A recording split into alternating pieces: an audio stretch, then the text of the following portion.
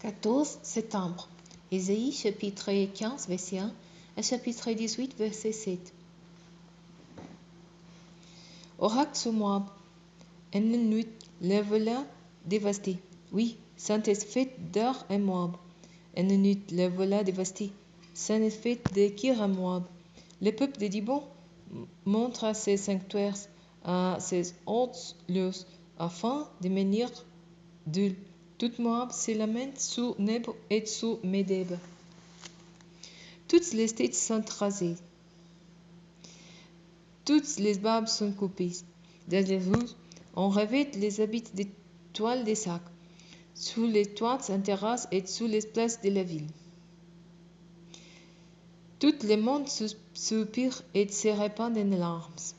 En Hesbon, à Eliali, les gens poussant des cris, on les entend jusqu'à Yahat. Aussi les soldats de Moab se mettant à crier et ils sont tous tremblants. J'appelle l'aide au sujet de Moab. Ces fugitifs se sauvant jusqu'à soi, jusqu'à Eglas Cilicia, et ils gravissant en pleurant la montée de l'Uit. Sur les chemins d'Orona, ils poussant des cris déchirantes. Les os des Néhans ont tari et l'herbe est desséchée. La végétation dépérit. Toute verdure a disparu. Aussi importantis, c'est qu'ils ont pu sauver et leurs objets précieux au-delà du torrent des sols. Car la clameur a fait le tour du territoire de Moab et les lamentations sont entendues à Eglan, jusqu'à Béréla, retentissant ses hurlements. Les os des démons sont pleins de sang. Oui, j'infligerai à Dimon un surcroît de malheur et un lion fondra sur les survivants de Moab, sur ceux qui resteront dans les pays.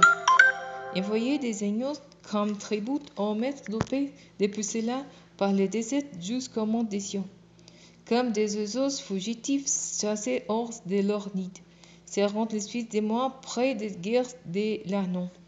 Donnez-nous un conseil, supplieront-ils prendre une décision en plein midi et étends sur nous ton ombre comme la nuit. Cache les exposés, ne trahis pas les fugitifs. Que les réfugiés de Moab soient accueillis chez toi. Sois pour eux un refuge contre les destructeurs, car un jour l'oppression va prendre fin, la dévastation cessera et l'oppresseur aura disparu de paix. Il régnera un roi sur le royaume de David. Son trône sera stable, car il gouvernera les peuples avec bonté et avec loyauté. Il poursuivra les droits et sera prompt à exécuter la justice. Nous avons appris à quel point Moab est orgueilleuse. Oui, nous savons son arrogance, son orgueil et sa présomption. Mais ses discours sont vains. Aussi les Moabites auront lieu de gémir sur les côtes de Moab. Tous se lamenteront, gémissez, consternés, car il n'y aura plus de gâteaux de raisins faits à Kir-Hareset. Les champs de Hesbon dépérissant. Les maîtres des nations ont prisé tous les cèpes des vignes des Sibma, qui s'étendant jusqu'à Yazer et qu'ils allaient se perdre jusque dans le désert. Et donc les rejetons se répandant au-delà de la mer. C'est pourquoi moi, je pleure, oui, je pleure avec Yazer, les vignes de Sibma. Je vous rose de mes larmes, Hesbon et Léalé, car sous votre émotion et sous votre vendage, les cris des joyeux se sont éteints. La joie et l'allégresse ont disparu dans les vergers, et dans les vignes, il n'y a plus de cris des joyeux, plus de réjouissances. On ne presse plus les raisins dans les pressoirs. Je fais cesser les cris des joyeux. C'est pourquoi j'ai frémi comme vibre un lyre en pensant à Moab. Mon cœur se serre pour Kir-Hareset.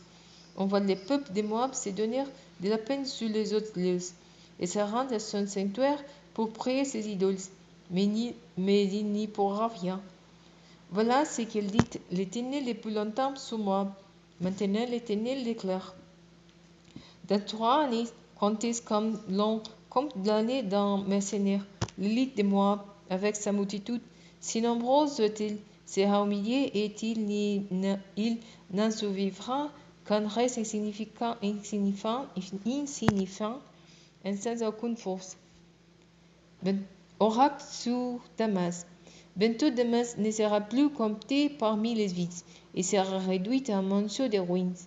Les villes d'un roi seront abandonnées et livrées aux troupeaux, qui s'y reposeront sans que nous les inquiète.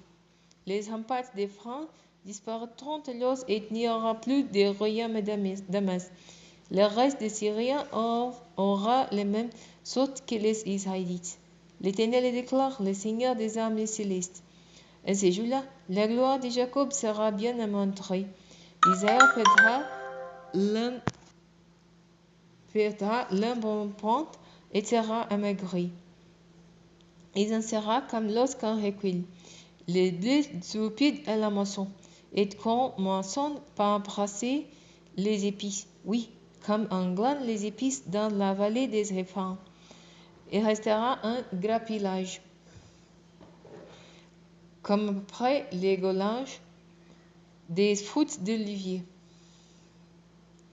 Ici dos, 3 olives toutes en haut de la cime, et 400 sur les meilleures branches. C'est là ce que déclare l'Éternel, le Dieu d'Israël. En ce jour-là, l'homme se tournera vers celui qui l'a fait, et ses yeux se dirigeront vers les saints d'Israël.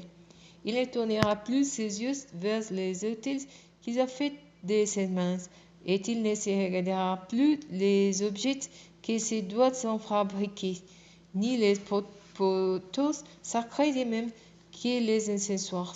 En ce jour-là, ces villes fortifiées seront abandonnées comme autrefois les villes peuplées par les Héviens ou par les Amoréens.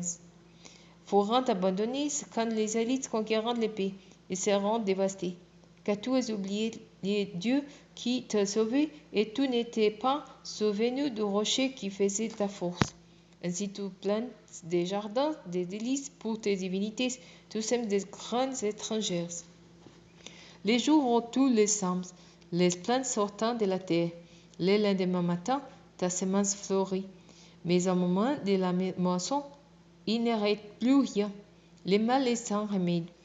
Oh, quel mugissement de peuples innombrables et qui mugissent comme mugit la mer. Et quel grandement les nations semblables au grandement des eaux impétueuses.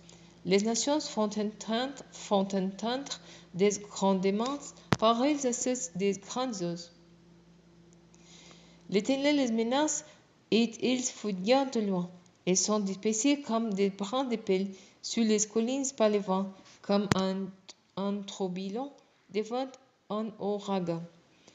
Au soir encore, c'est l'épouvante, mais avant le matin, ils ont tous disparu.